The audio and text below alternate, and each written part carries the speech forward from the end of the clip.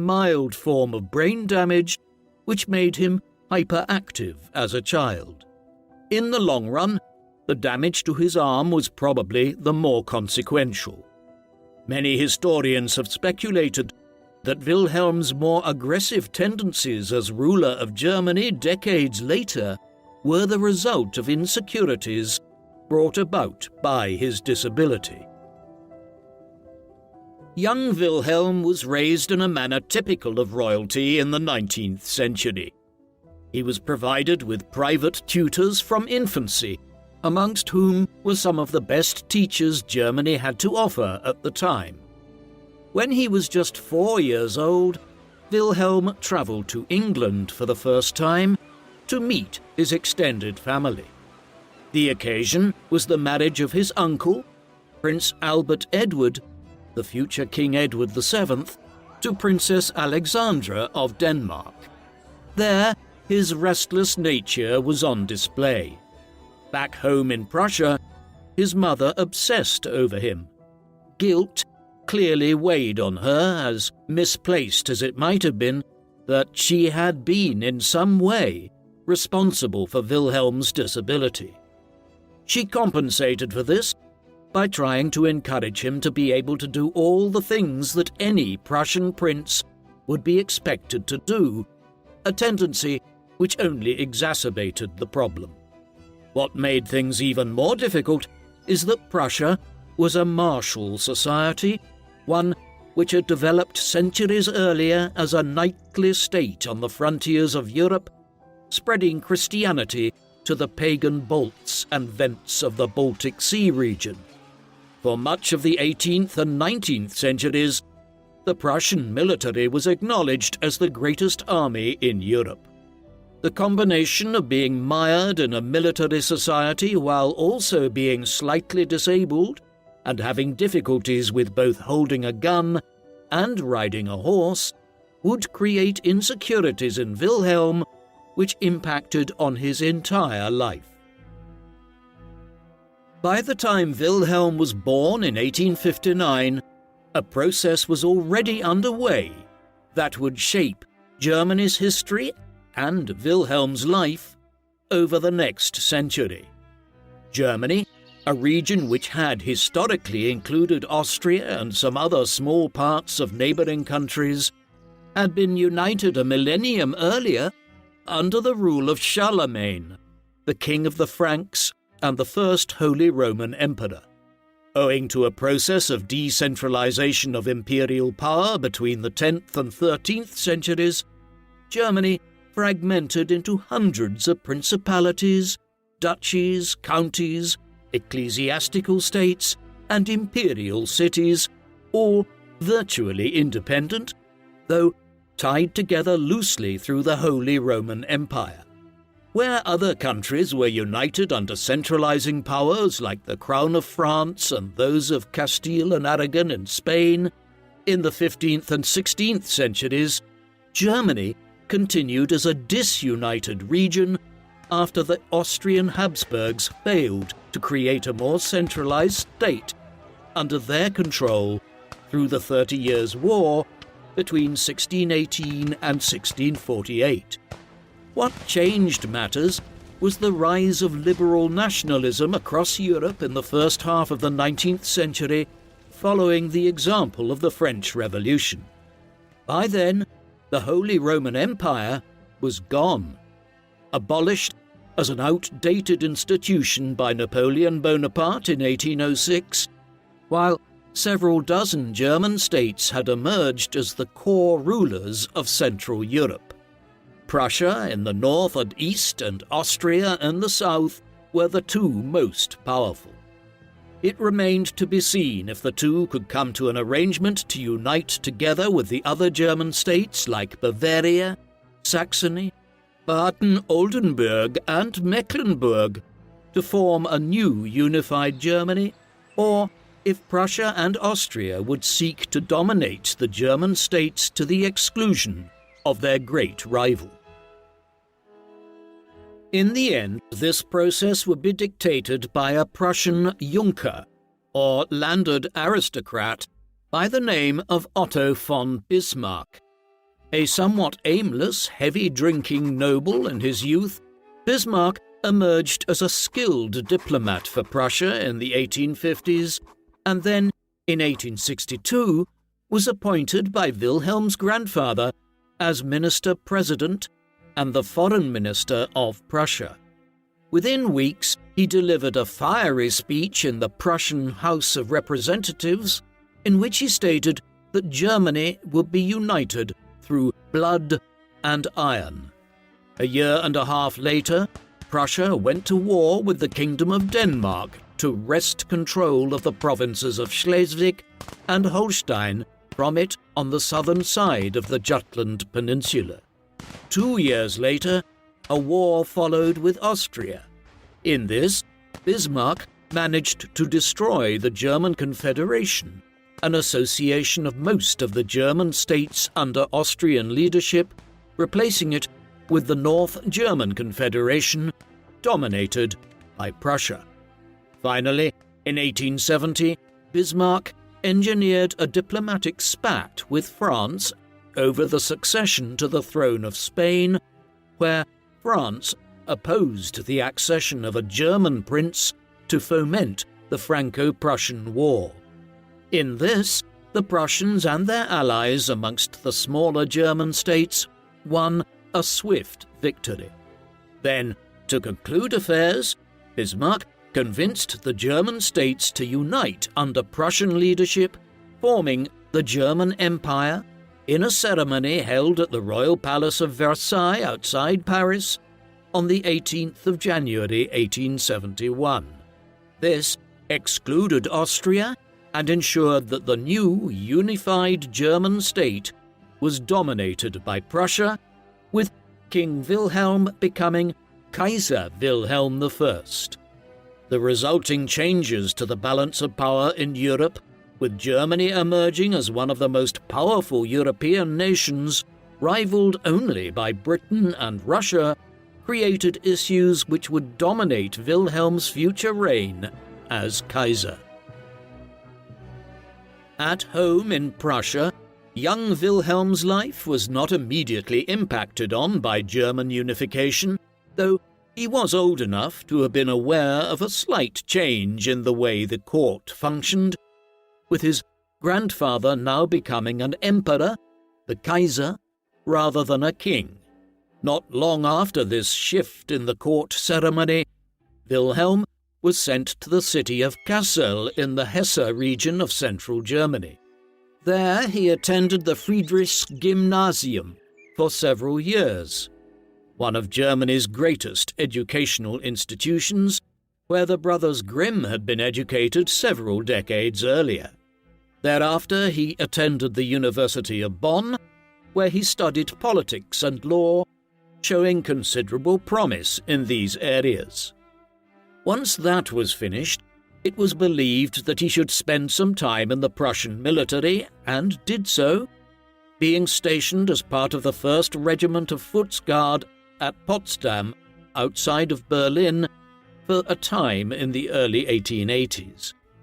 It was during these years that his desire to be viewed as a Prussian soldier emerged, perhaps in emulation of his father, who had served in the wars against Denmark, Austria and France in 1864, 1866 and 1870 with considerable distinction, leading the Prussians to several victories in Austria and commanding divisions in both the decisive Battle of Sedan and the Siege of Paris during the Franco-Prussian War. By the time of his military service, Wilhelm was a married man. A union with Augusta Victoria of the House of Schleswig-Holstein, a Danish-German princely family, was arranged in the course of 1880, and the pair, who were very close in age, Augusta being just 3 months older, married on the 27th of February 1881.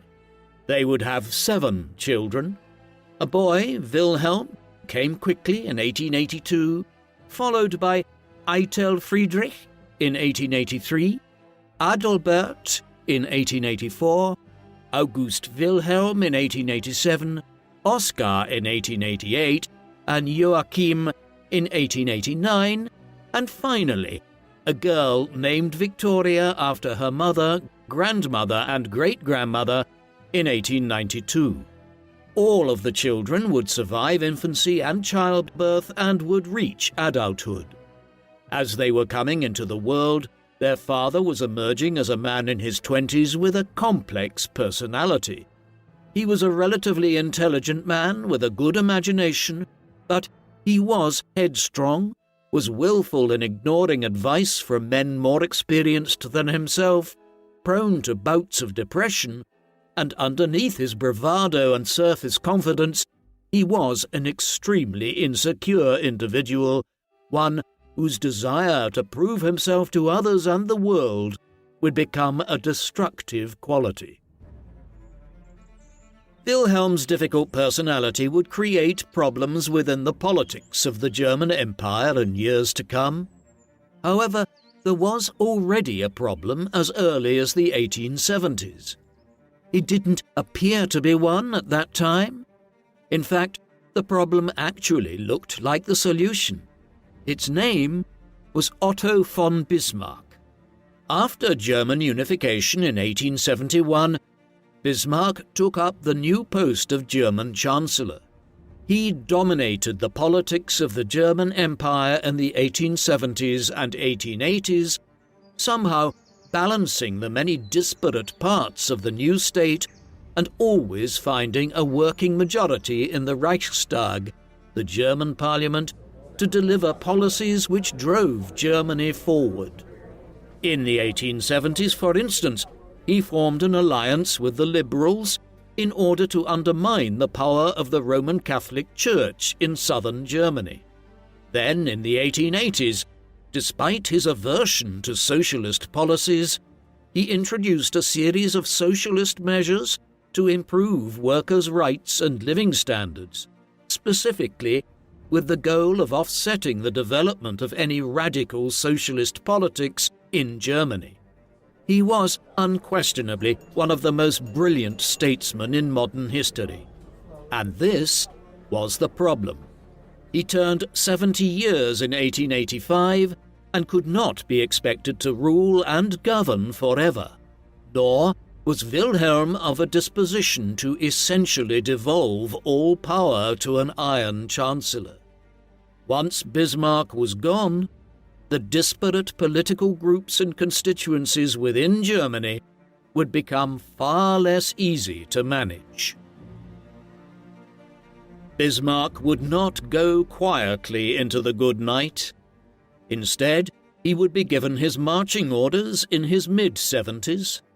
The precursor to this was the events of 1888, the so-called Year of the Three Emperors in German history. On the 9th of March that year, old Kaiser Wilhelm I died at 90 years of age.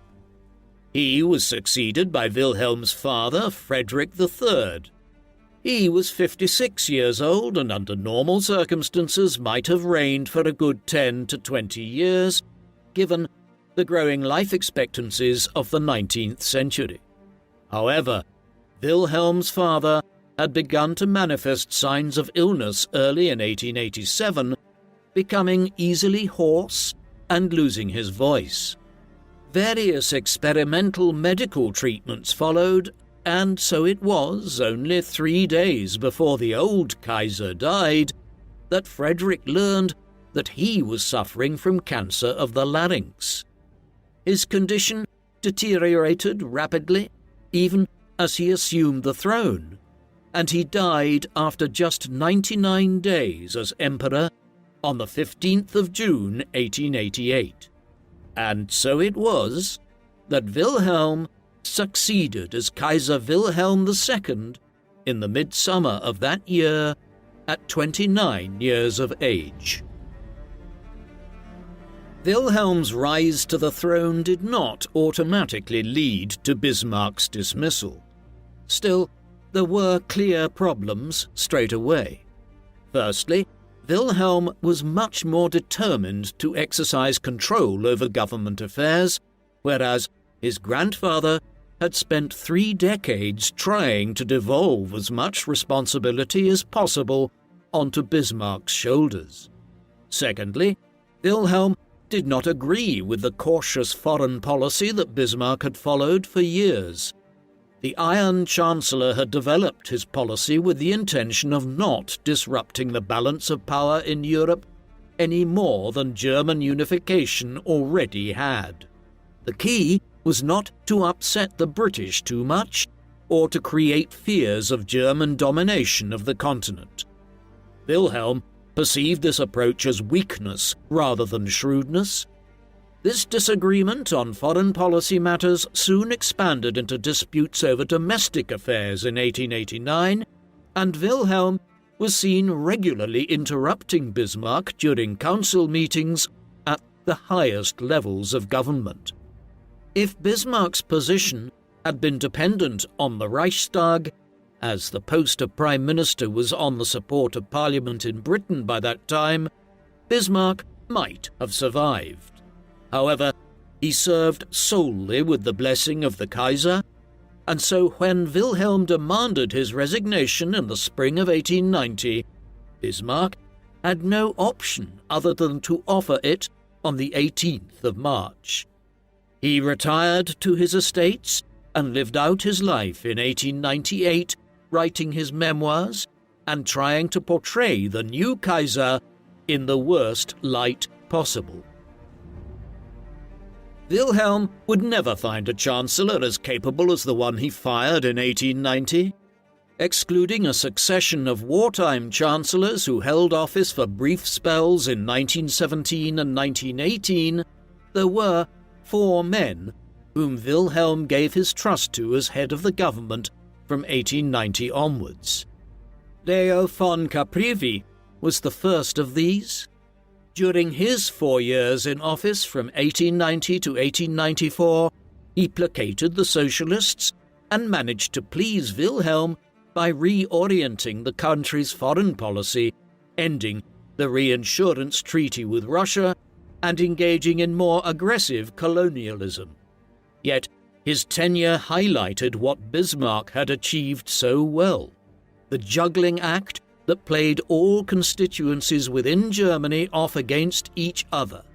Instead, von Caprivi managed to annoy the conservative Lutheran Prussian Junker class by promising too much free trade to the socialists and too many concessions to the Catholics. Similar issues plagued the lengthy tenure as Chancellor of the Prince of Hohenlohe between 1894 and 1900. His successor, Bernhard von Bülow, served for nearly the entirety of the 1900s. By the time Wilhelm grew tired of this Chancellor and dismissed him in 1909, von Bülow had done considerable damage to Germany's long-term security, fostering a naval race with Britain, pushing Britain, France, and Russia into a close alliance with each other and escalating colonial tensions in Africa. His successor, Theodor von Bethmann-Hollweg, was handed an impossible situation in 1909 and has been viewed poorly, and probably unfairly, for failing to prevent the outbreak of the First World War. What each of these 4 individuals was ultimately guilty of was failing to curtail the worst impulses of a Kaiser who had many bad impulses. Domestic policy was not Wilhelm's major concern, and he viewed foreign affairs and the aggrandizement of Germany's position in the world as something which would be his greatest achievement as Kaiser. Therefore, he was happy to allow the day-to-day practicalities of domestic policy to be handled by the chancellors and other ministers. They were aware that Wilhelm favored what is known as Sammlungspolitik, an idea that translates as collective politics, the notion that Germans should be brought together domestically in unity in order to further the national agenda internationally. It was, in short, a prototype of the kind of corporatist politics which fascism would make widespread in Europe in the 1920s and 1930s. What it meant in practice was that an eclectic range of policies were pursued to try to please everyone. Socialists were given socialist concessions, for instance, even though Wilhelm leaned to the far right in terms of his societal and economic politics. This approach was not handled skillfully, however, in the way that Bismarck managed it in the 1870s and 1880s, and in the end the Junker agricultural class ended up achieving too much control over domestic policy, creating simmering tensions which would erupt violently from the late 1910s onwards within Germany. Historians have long ruminated over the psychological factors which might have influenced Wilhelm's approach to being Emperor of Germany. A good proportion have tended to conclude that his disability, combined with his father's distinguished military service and his grandfather's legacy as the unifier of Germany under Prussian rule, had fostered insecurities in Wilhelm, which he compensated for by presenting himself as a martial ruler. He would try over the next quarter of a century to establish Germany as a great military power and an imperial one. Bismarck had always been opposed to Germany entering a rapid race to acquire overseas colonies in Africa, Asia, and the Pacific, arguing that these were of little value compared to Germany's growing domestic industries, and that entering the scramble for Africa would only lead to diplomatic tensions with Britain and other nations. Yet even the Iron Chancellor had been unable to stop German enthusiasts for empire acting on their own initiative, and in 1884 and thereafter, German colonial companies acquired land concessions in Africa and on some of the Pacific islands. Wilhelm encouraged this activity after coming to the throne, and by 1900, the German colonial empire included German East Africa, a large territory encompassing modern-day Tanzania, Rwanda, Burundi, German Southwest Africa approximating to modern-day Namibia, German Cameroon, covering parts of Cameroon, Gabon, and other small parts of the Central African Republic and the Congo, while in Asia, the Germans acquired much of the island of New Guinea, some of the Solomon Islands, and the islands of New Britain and New Ireland, then known as New Mecklenburg, and the Bismarck Archipelago.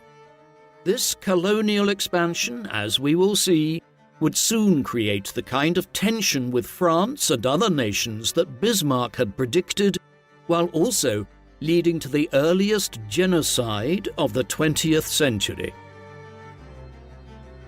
In assessing his desire to build Germany into a major colonial power, part of the policy he pursued was known as Weltpolitik, meaning world politics. Wilhelm's racial and religious views are important. They were not overtly extreme for their time, though they would certainly be considered so today. He had a belief in the basic superiority of white Christian men, but in the second half of the 19th century this was completely normal in Europe and the Americas. In an infamous newspaper interview he gave in the middle of his reign, he expressed this more aggressively, stating, quote, "The future belongs to the white race. Never fear. It belongs to the Anglo-Teuton, the man who came from Northern Europe, the home of the German.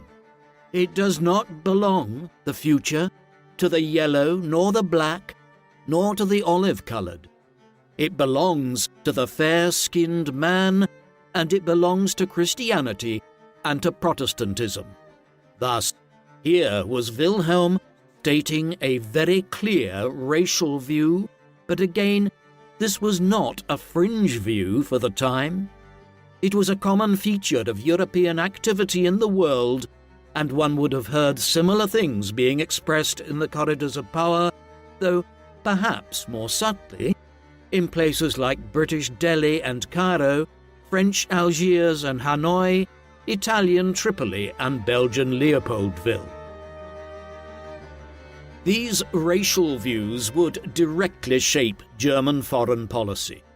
In the summer of 1900, an 8-nation alliance was formed consisting of Germany, Britain, France, Russia, Austria-Hungary, Italy, the United States and Japan to send a large expeditionary force to China to combat the Boxer Rebellion that had broken out as a form of anti-imperialist revolt in the Far East. As the German expedition was preparing to set sail from Bremerhaven near Bremen in northern Germany on the 27th of July 1900, Wilhelm gave an infamous speech referred to as the Hun speech. Here, he compared modern-day Germans to the Huns, the Asiatic people who had descended into Europe in the 4th century AD and who, under their warlord Attila the Hun, built a huge empire across a significant stretch of Eurasia in the 5th century AD, one which virtually brought the Roman Empire to its knees. Then he declared, quote, "If you come before the enemy, he will be defeated. No quarter will be given. Prisoners will not be taken. Whoever falls into your hands is forfeited, just as 1,000 years ago the Huns under their king Attila made a name for themselves, one that even today makes them seem mighty in history and legend, so may the name Germany be affirmed by you in such a way in China." These racial views of Wilhelm were not idly speculative or theoretical statements that didn't have real-world consequences. In 1901, Wilhelm humiliated the Chinese government by insisting that Prince Chun, the future Zaifeng Emperor of China, travel around the world to Germany to apologize for the death of Baron Clemens von Kettler, a German diplomat in Beijing at the height of the Boxer Rebellion. Much more nefariously, a few years after Wilhelm delivered the Hun speech in 1900, matters took a decidedly darker turn in German Southwest Africa, the region corresponding with modern-day Namibia. This vast territory was over 1.5 times the size of the German Empire in Europe. Despite its sheer enormity, the Germans were trying to rule over it with just around 2,500 German administrators and colonists. Another 1,500 or so Afrikaner or Boer settlers had migrated to the region from South Africa. Beyond these, there were over 150,000 natives in the colony, variously coming from the Herero, Ovambo, and Nama or Namakwa people. The Nama, though numerically the smallest group, had rebelled several times in the 1890s against the encroaching German colonial government. The Herero soon joined them in these insurrections. One revolt in the first weeks of 1904 was particularly disruptive, leading the German governor, Lothar von Trotha, to commence a genocidal campaign against the Herero and the Nama. First, he drove them out of their homesteads and kraals into the desert region and blocked any retreat back towards the more hospitable territory. Tactics like this were deployed over the next 4 years, leading to the deaths of nearly all of the Nama people in German Southwest Africa, some 10,000 of them, and anywhere between 25,000 and 70,000 Herero. Far from condemning this, the first major genocide of the 20th century, Wilhelm supported von Trotha's actions. Indeed, The language which he used to refer to the Herero and Nama in speeches he gave in the mid-1900s mirrored the text of the Hun speech and clearly contributed to the genocide. All of it was also a striking forerunner of the rhetoric of Aryan supremacy which would characterize far-right politics in Germany in the 1920s and 1930s. The 1900s saw a number of events occur which impacted in a major way on Wilhelm's state of mind. Through a combination of them, the initial zeal he had shown for government in the 1890s was dampened, and he became a less interventionist figure in the politics of Germany. The first such incident happened on the 6th of March 1901. While riding through the streets of Bremen on a visit to the city, Wilhelm was attacked by a mentally unstable individual by the name of Dietrich Weiland. It may go too far to call it an assassination attempt. Weiland was insensible, had seemingly no major motive, and his method of attack was to throw an iron fish plate at Wilhelm's head. Still, the offending item struck Wilhelm in the face and left a 1.5-inch scar. Under other circumstances, it could have blinded him, and in an age when powerful European leaders were known to be assassinated, for example, Tsar Alexander II of Russia, having been killed in 1881 when bombs were thrown at his sled in the streets of St. Petersburg by political extremists, the incident in 1901 cannot but have made Wilhelm more cautious about his personal safety.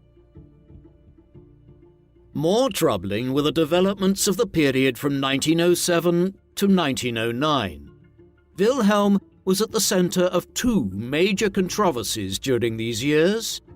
On the 28th of October 1908, an infamous interview Wilhelm had given to a British Army officer, Edward Montague Stuart Wortley, appeared in print in the pages of the Daily Telegraph.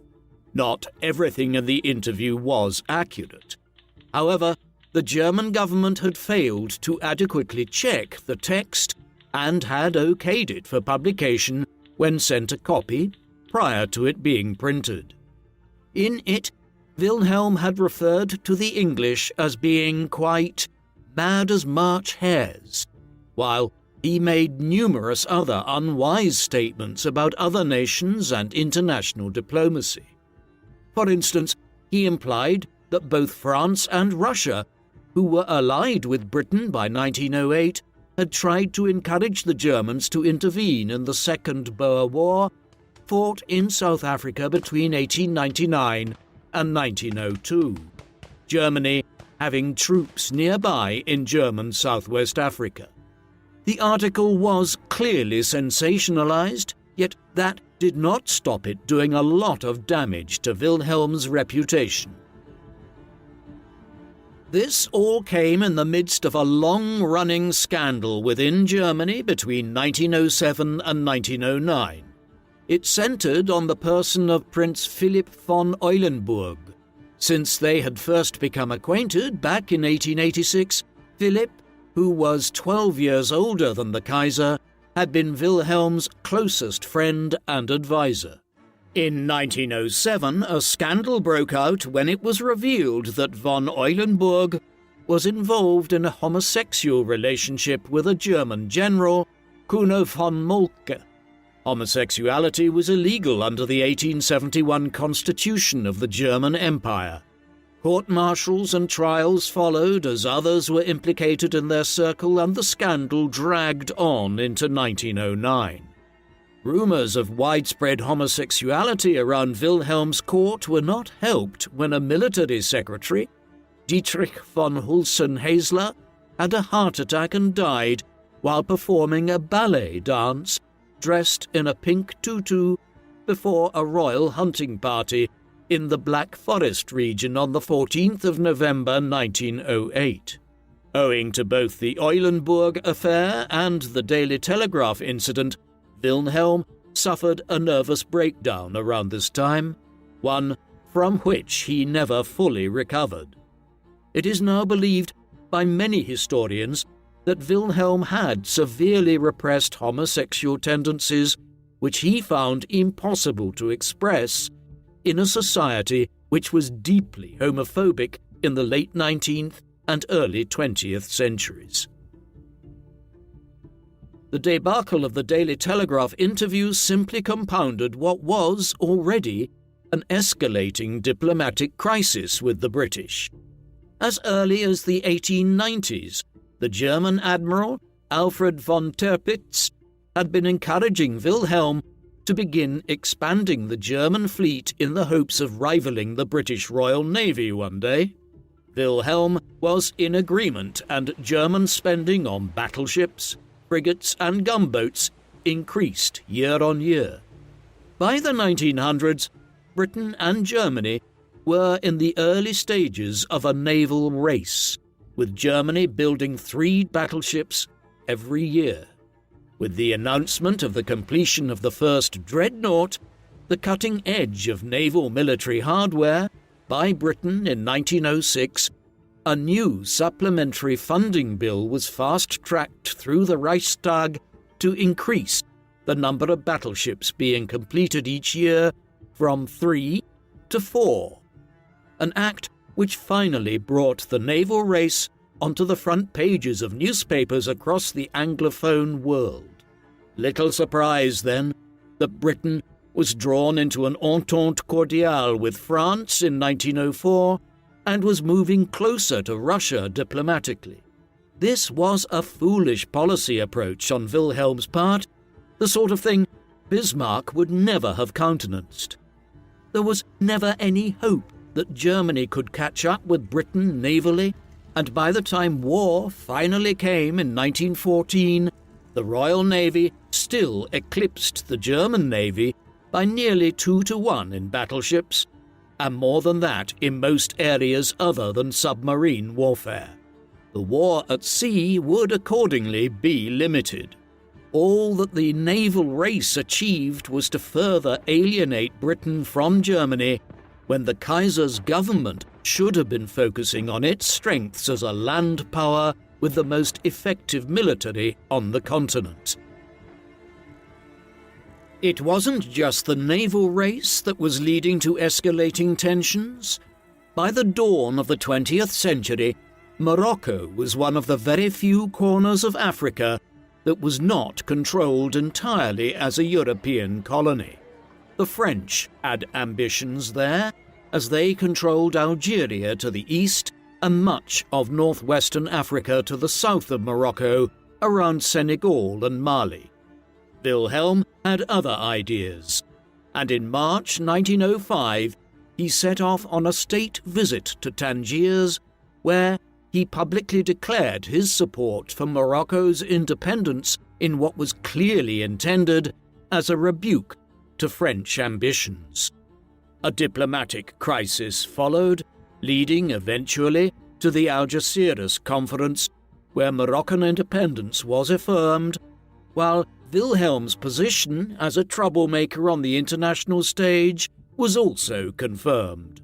A second Moroccan crisis followed in 1911 as Germany demanded compensation for allowing the French to take over Morocco as a protectorate.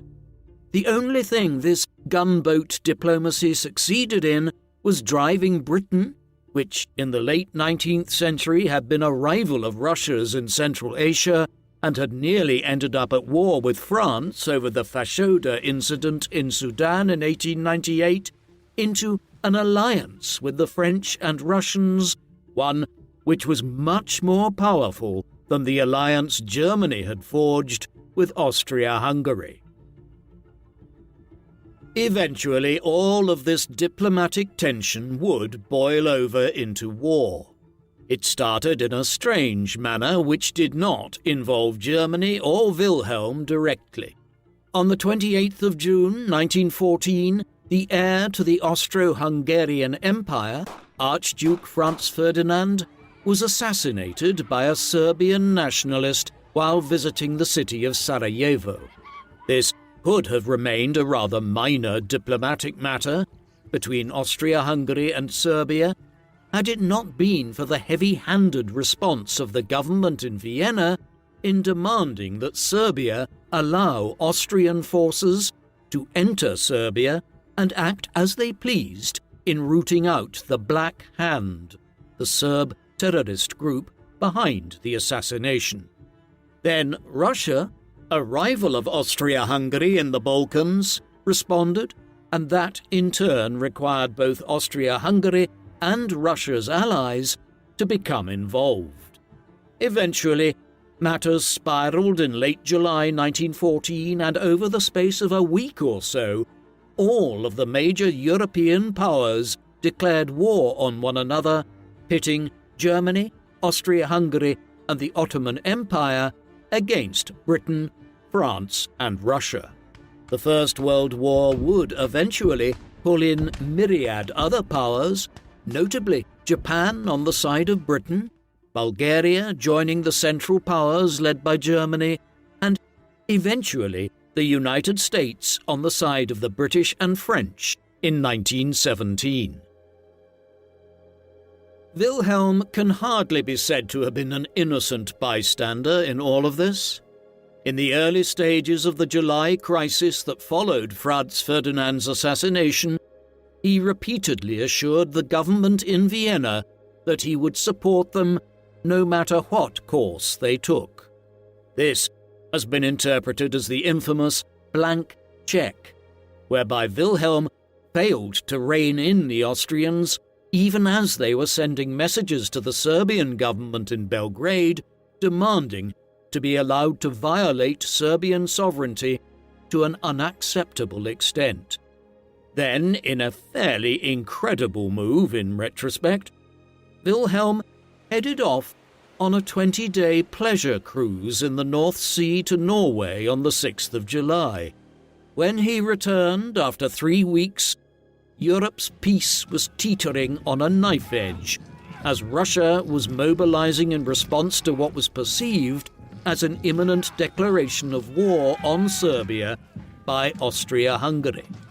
One can have a little sympathy for Wilhelm's actions once the declarations of war began, as by then it seemed inevitable that Germany would have to respond, but in agreeing with his generals that Germany would now invade neutral Belgium and race towards Paris to try and defeat France before Britain could ever mobilize on the continent, he doomed Europe to 4 years of slaughter. On the 4th of August, Germany invaded Belgium, and Britain declared war in response just hours later. As the diplomatic crisis escalated in the final days of July and early days of August 1914, Wilhelm had expressed a fear to his generals that Germany would become trapped in a two-front war with Britain and France in the west and Russia in the east. The war that now developed was everything he had feared. Germany failed to advance to take Paris in the first weeks of the conflict, providing time for British troops to begin arriving to northern France to reinforce the French position. 4 years of bitter trench warfare would follow there. In the east, a great victory was won at the Battle of Tannenberg within weeks of the conflict commencing, but the Germans had not entered the war with the aim of achieving complete victory on the Eastern Front, and so the necessary resources were not committed to bring about Russia's defeat until its own internal politics collapsed in 1917.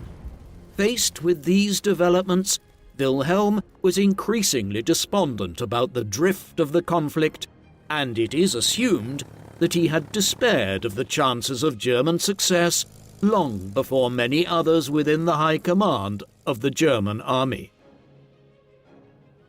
In the course of the war, Wilhelm's role in managing affairs declined ever further over time as the generals acquired more and more power. In particular, Two individuals who had been responsible for the great victory over the Russians at the Battle of Tannenberg at the beginning of the war, Paul von Hindenburg and Erich Ludendorff, acquired more and more power in the course of 1915 and 1916. This has led some historians to characterize Wilhelm as a kind of shadow Kaiser. As the conflict went on, a ruler in name only, whereas a military dictatorship was actually in effect from August 1916, after von Hindenburg became the new chief of the General Staff, with Ludendorff as the first Quartermaster General of the armed forces. Thereafter, Chancellor Bethmann Hollweg attempted to continue to exercise some form of civilian control over the government, but Wilhelm became increasingly detached from events, doing little more than showing up when requested to attach medals to the breasts of war veterans and to carry out other public duties to bolster morale. He rubber-stamped the fateful decision in February 1917 to resume unrestricted submarine warfare, but it was von Hindenburg, Ludendorff, and the other generals that had effectively made the decision. Bethmann Hollweg tried to resist it and was removed from office not long afterwards for his troubles. It had the exact impact that many predicted. The sinking of several American ships within weeks brought the US into the war on the side of Britain and France, and even with the revolutions in Russia knocking that country out of the war before long, Germany's cause was now hopeless, as American resources and troops began arriving to Europe. The war now entered its last desperate phase. In this, the German generals began organizing a last major offensive in the West in the hopes of making a breakthrough before so many US troops arrived that they would swing the tide completely against Germany. After a strangely subdued winter season in the trenches, the German spring offensive of 1918 began, leading to major gains initially, though not of the kind needed. Soon the advance stalled and was rolled back. In the autumn, the British, French, and Americans began pressing the Germans towards their own borders. Soon, the war would be taken into Western Germany itself. Throughout these events, Wilhelm claims that he was distracted by efforts to rescue his cousin, Tsar Nicholas II, and his family from the Bolshevik communists in Russia. This was a somewhat contradictory development. In 1917, his government had facilitated Vladimir Lenin's return to Russia from exile in Switzerland following the February Revolution, but within a year he was unsuccessfully trying to stop his cousin from being killed at the hands of the Bolsheviks. By the end of October 1918, it was not only clear that Germany was going to lose the war before long as the French, British, and Americans prepared to take the conflict onto German soil, but also that German society was fracturing at the seams as food shortages and the basics of daily life ended up in short supply everywhere. The erroneously named Spanish flu, which was first detected in Kansas in the United States, was also beginning to impact on the country. Wilhelm himself possibly contracted it in 1918. In response to the myriad crises, revolts and protests began in many German cities and in and around Berlin, inspired by similar revolts in Russia and Austria-Hungary over the previous year. Then, on the 3rd of November 1918, sailors of the German Navy at anchor in the port of Kiel revolted against the military high command. On the 4th, they took over the town of Kiel. His ministers now approached Wilhelm and informed him that drastic measures were needed. It was also clear that a ceasefire could not be secured in France while Wilhelm was still in the picture, the British and French having told the US President Woodrow Wilson that no peace was possible until Wilhelm renounced his position as Kaiser. Realizing that it was over, Wilhelm agreed to abdicate and to also renounce the claims of the wider House of Hohenzollern to the imperial title. The Chancellor, Prince Maximilian of Baden, made the announcement to the German nation on the 9th of November that Wilhelm had abdicated even as Germany continued to descend into the chaos of the German Revolution, which would continue long into 1919. Even as news of his abdication was spreading across Germany, Wilhelm and his family were making their final preparations to leave Germany, doubtlessly scared by the fate of Wilhelm's cousin, Tsar Nicholas II, who had first been detained by the revolutionaries in Russia and then murdered along with his family in the summer of 1918. Arrangements were reached with the government of the Netherlands, which had remained neutral in the war, whereby Wilhelm and his family could go into exile there. So it was that the imperial train set off from Spa in Belgium on the 10th of November, where the imperial military headquarters was located, to the border of the Netherlands. On the train platform, soldiers and refugees gave shouts of "murderer" and "traitor" at the former emperor. One day later, news filtered through that an armistice had been agreed between the interim German government and the Entente powers, bringing the First World War to an end. When he arrived to the Netherlands, Wilhelm was first allowed to reside temporarily at Kasteel Amerongen, and then later was provided with a large manor and estate at Doorn. He would never be visited or given an official invitation to court by Queen Wilhelmina of the Netherlands, much to his irritation, though the Netherlands government did resist calls by the British to extradite Wilhelm to stand trial. On the 28th of November 1918, Wilhelm issued a short written confirmation of his abdication.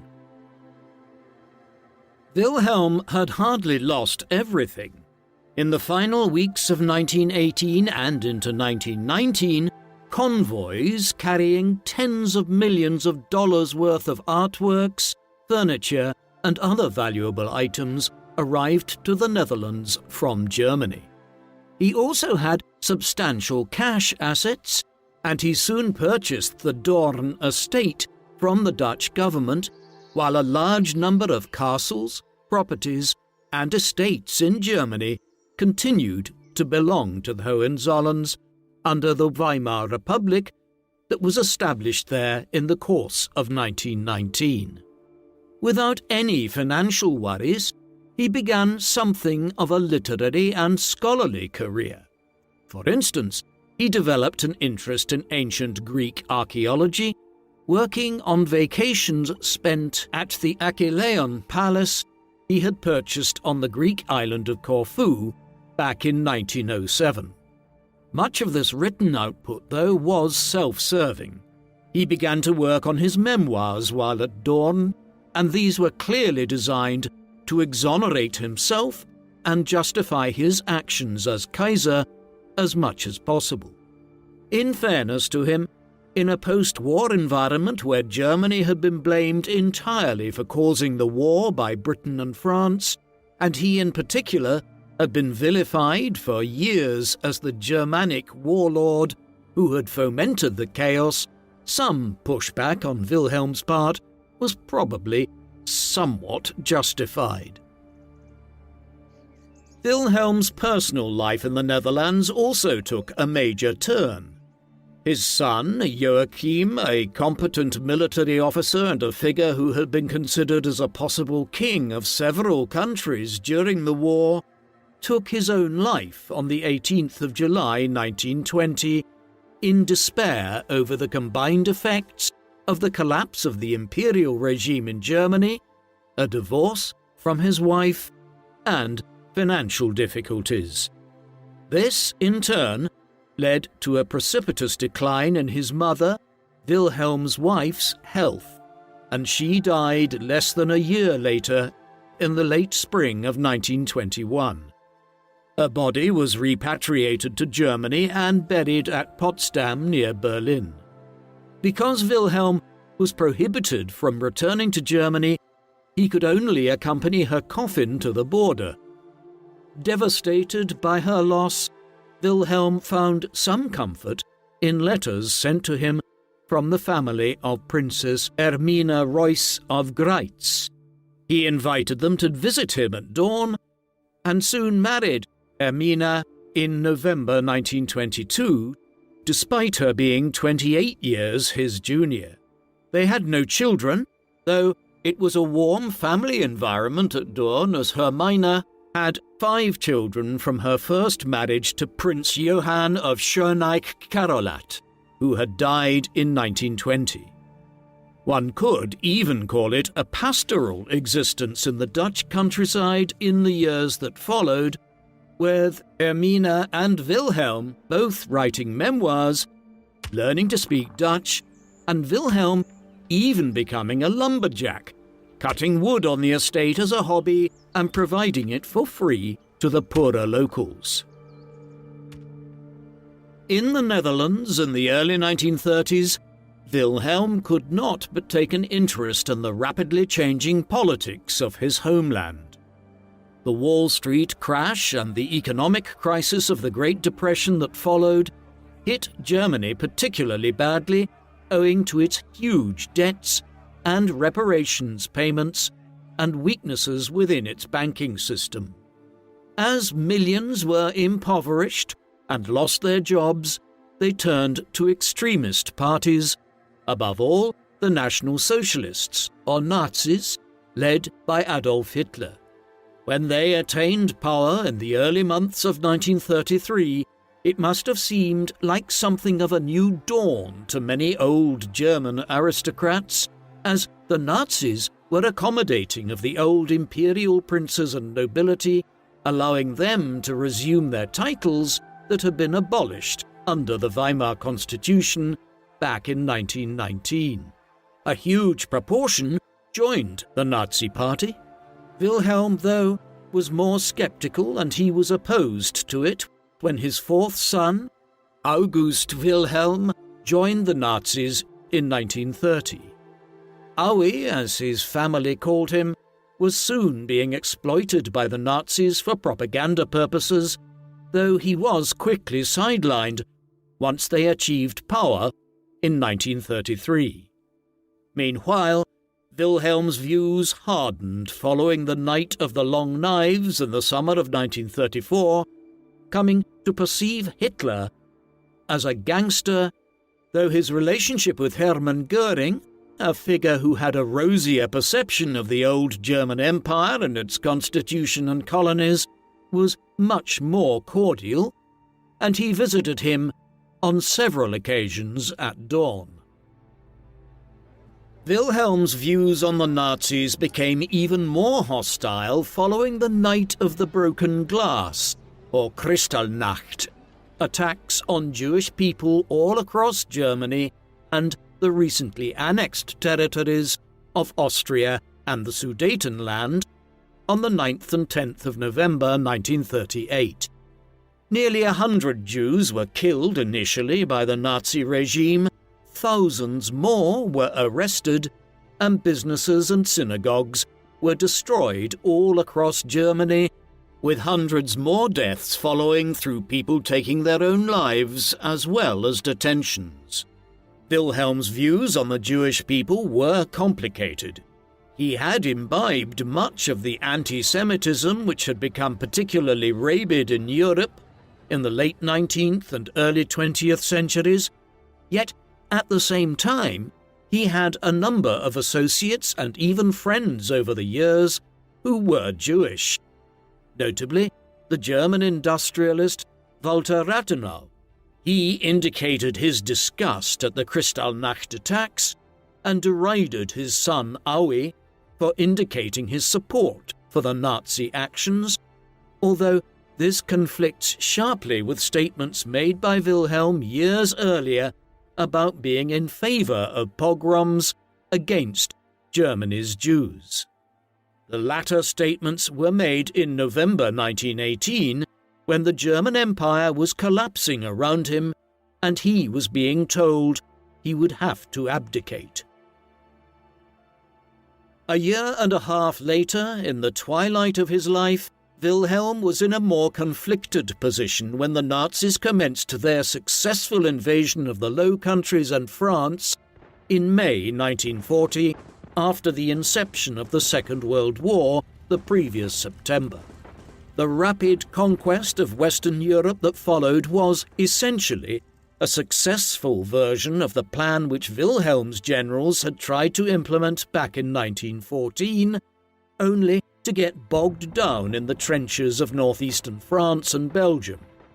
In the aftermath of this, perhaps conscious that he and his family were now living under Nazi rule in the Netherlands, he wrote to Hitler congratulating him on his success, while also noting that many of his leading generals had been trained by his government back in the 1890s, 1900s, and 1910s.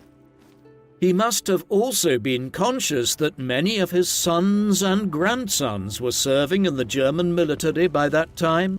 Wilhelm would not live to see his second eldest son, Eitel Friedrich, be killed in 1942 during the Nazi invasion of the Soviet Union.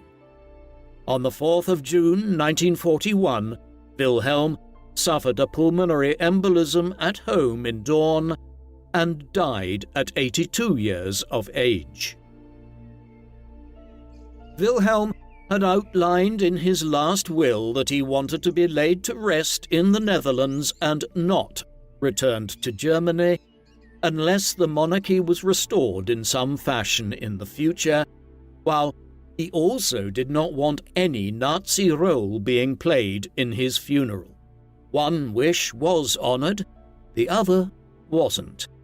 His funeral took place in the Netherlands, but Nazi swastikas and banners were prominently on display as the regime made the most that it could of the event, despite Hitler's loathing of a figure he viewed as responsible in large part for Germany's defeat in the First World War. A mausoleum, though admittedly a relatively modest one, was erected on the Kaiser's estate in Dorn to house his remains, one which is a venerated site for German monarchists down to the present day. The House of Hohenzollern is alive and well today, though the basic law of the Federal Republic of Germany, established in 1949, prohibits any calls for a monarchy to be restored. Much of the family's estates in eastern Germany were seized by the Soviet Union after the war, while Haus Dorn in the Netherlands became a national museum. George Friedrich, Prince von Preußen, Wilhelm's great-great-grandson, is the head of the family line today. Wilhelm II was one of the most significant and controversial figures in the history of modern Germany.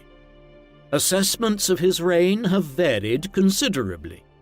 Traditionally, he was perceived as having fomented the First World War as part of his efforts to aggrandize Germany and dominate the continent. Revisionists in the late 20th century sought to reappraise this view, arguing that Germany was not as responsible for the outbreak of the First World War as many nations contended back in the 1910s. There is some truth to this, and few historians today would argue that Germany was exclusively responsible for the war.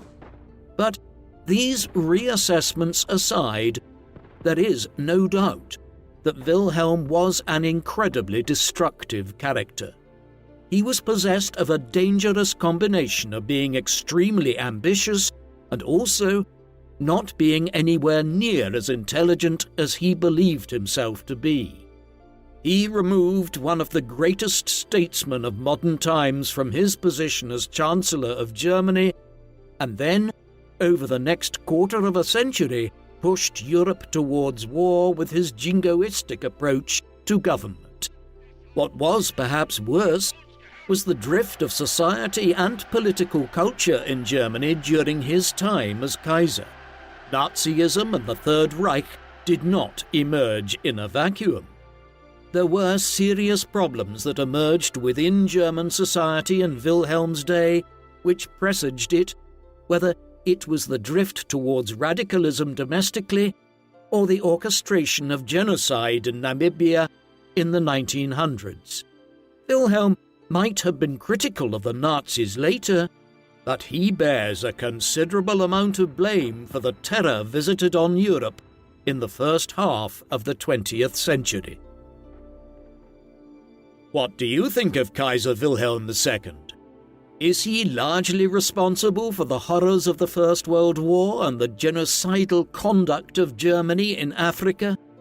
Or were other factors to blame, namely Franco-British opposition to the rise of Germany and structural flaws in the political system created by Bismarck in the 1870s and 1880s?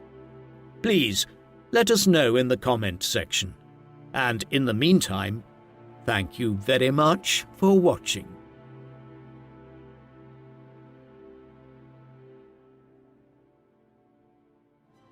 Thank you for watching People Profiles documentaries. Please subscribe if you haven't already, and don't forget to hit the bell icon to get notifications so you never miss an upload. If you would like to watch our videos with no adverts of any kind, listen to audio podcast versions of our videos, discuss history with other People Profiles fans, and much, much more, go to peopleprofiles.com and become a member for as little as $2 per month. Members can also receive discounted merchandise, behind-the-scenes material, and a credit in our videos, along with much more. So, please support us in our work in return for exclusive offers at peopleprofiles.com via the link in the video description. Thank you very much for watching.